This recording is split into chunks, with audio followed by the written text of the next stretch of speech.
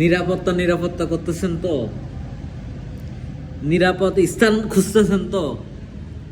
নিরাপদভাবে চলতেছেন তো?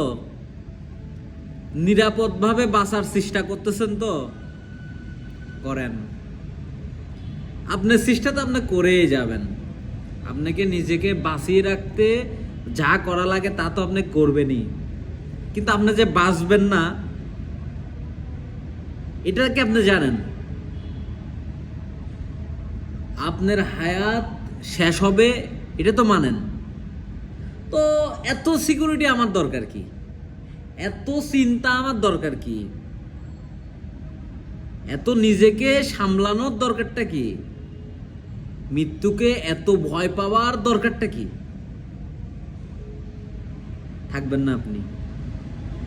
ওই মহান আল্লাহ তাআলার ডাক আসলে মালাকুল মউত এসে জানটা কবজ করে নিয়ে চলে যাবেন। পড়ে রবেন নিথর দেহটা আপনার মাটিতে। মাটিতে না থাকলেও 10 তলাতে থাকলেও 50 তলাতে থাকলেও আপনাকে নামানো হবে ওই মাটিতেই। আপনাকে নামিয়ে মাটিতেই রাখা হবে, আবার সেই মাটির ঘরেই রাখা হবে। তো অহংকার। আমি আমার অনেক কথাই আমি বলি অহংকার এত করে লাভ কি?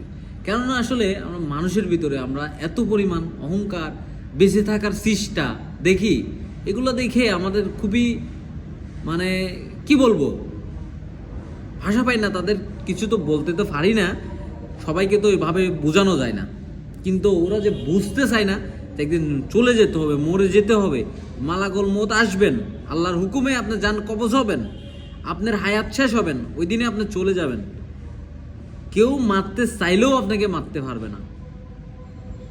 আপনাকে যদি মহান আল্লাহ তাআলা আপনার হায়াত, এতটুকু কিন্তু আপনাকে বিশ্বাস করতেই হবে, আপনার হায়াত যেদিন শেষ হবে সেটা যে কোনো উসিলায় আপনার মৃত্যুবরণ ঘটবে, এটা আপনাকে অন্তত বিশ্বাস করতে হবে।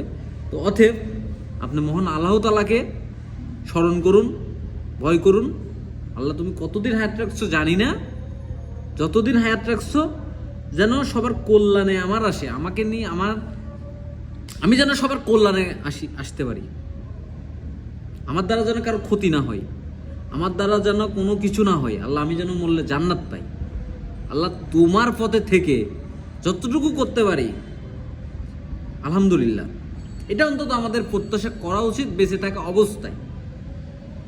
আফসোস করে লাভ নাই, মানুষ 1 টাকার থেকে 100 কোটি টাকার মালিক হয়, ওটা সবই আল্লাহর ইচ্ছা। আপনার চেষ্টা আপনাকে করতে হবে। আমি 10 তলাতে থেকে ঝাঁপ দিলে আমি মরে যাব এটা আমি জানি, তো কিন্তু ঝাঁপটা তো আপনাকেই দিচ্ছেন, আর আপনাকে যদি কেউ ফালায় দেয় আপনি জানেন না, সেটা কিন্তু আপনার হাত নাই এখানে। তো দুটো দুই রকম, ওইভাবেই বুঝবেন, আশা করি ওইভাবেই বুঝবেন।